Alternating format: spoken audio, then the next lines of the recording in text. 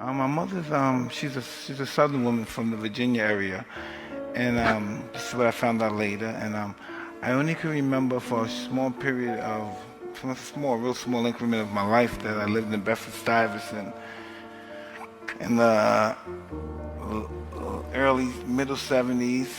Eventually, we had to move. We were evicted. We had to leave the house. All of our furniture was really politely decorated the concrete outside, so we had to, me and my brother, I guess we had to sit on the furniture to wait till my mother can get a place for us to stay. And it was just after that, it was pretty much hard times, welfare.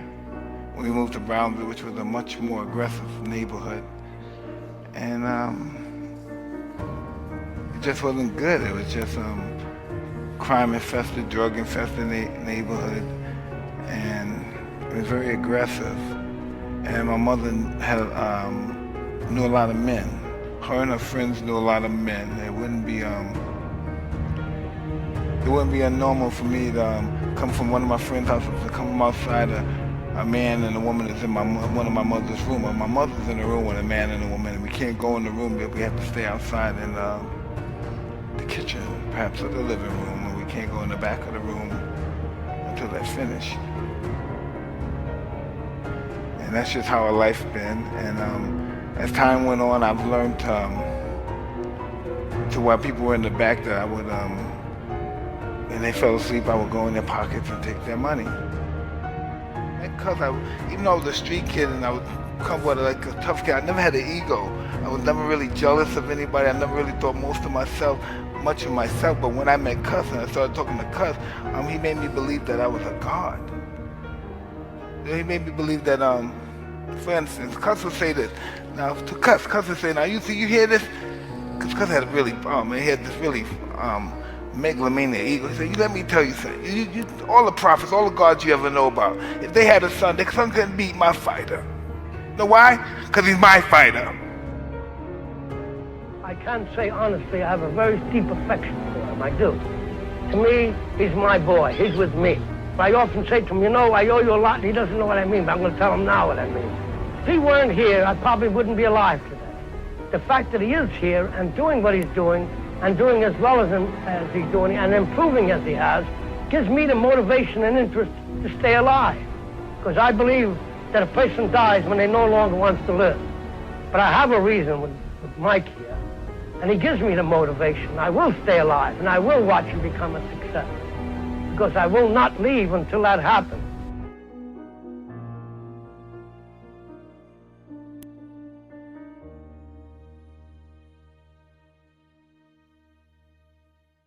I mean, how much did that play a part in your mind? Like when you knocked out Trevor Berbick, became the youngest ever heavyweight champion. When you're thinking about that, did you ever stop and think like, man, how lucky am I that I ran into that man? No. He said he summons me. He summoned you. Whoa. In life, you can absorb almost anything if you are able to anticipate it and prepare psychologically to accept it. No amateur heavyweight wants to get into the ring with Mike Tyson. And until someone does show up, Mike has been forced to spar with seasoned pros. Takes a man to get out the dressing room and go. Makes sense.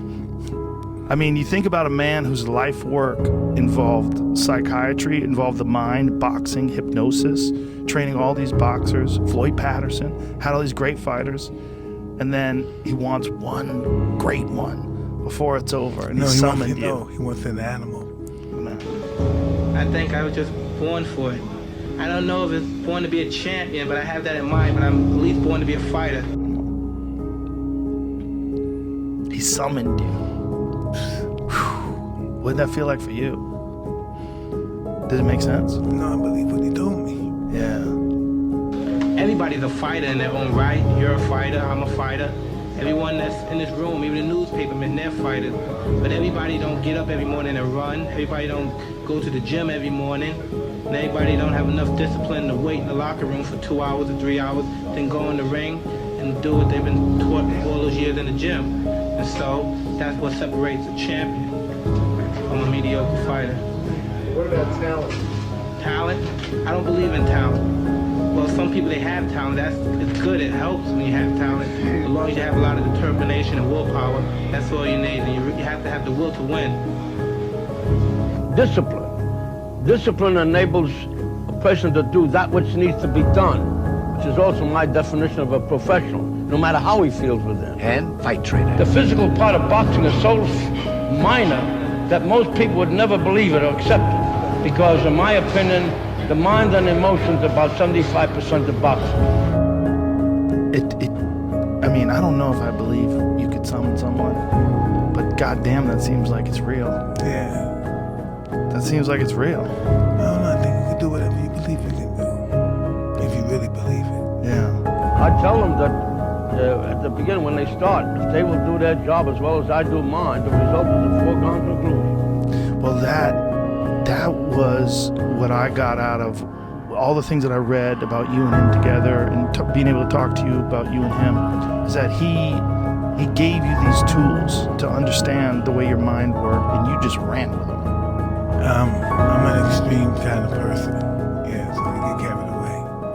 All praise be to my children. I love you. God, man, what? Is this your shortest fight ever? In any time, amateur, professional ever? Assalamu alaikum, Ida. I don't know, man. Yeah, Lennox Lewis. Lennox, I'm coming for you. Mike, is it frustrating to train like you did and then have this in 7 or 8 seconds? For this fight, I only trained probably 2 weeks or 3 weeks for this fight. I had to bury my best friend, and I dedicated this fight. I wasn't going to fight. I dedicated this fight to him. I was going to rip his heart out. I'm the best ever. I'm the most brutal and vicious and most ruthless champion there's ever been. There's no one can stop me. Lennox is a conqueror. No, I'm Alexander. He's no Alexander. I'm the best ever. There's never been anybody as ruthless. I'm Sonny Liston. I'm Jack Dempsey. There's no one like me. I'm from Nairclaw. There's no one that can match me. My style is impetuous. My defense is impregnable. And I'm just ferocious. I want your heart. I want to eat his children. Praise be to Allah. Are you saying now, Mike, that Mike? That's right. If your confidence is not a delusional perspective, you have the right confidence. Yeah.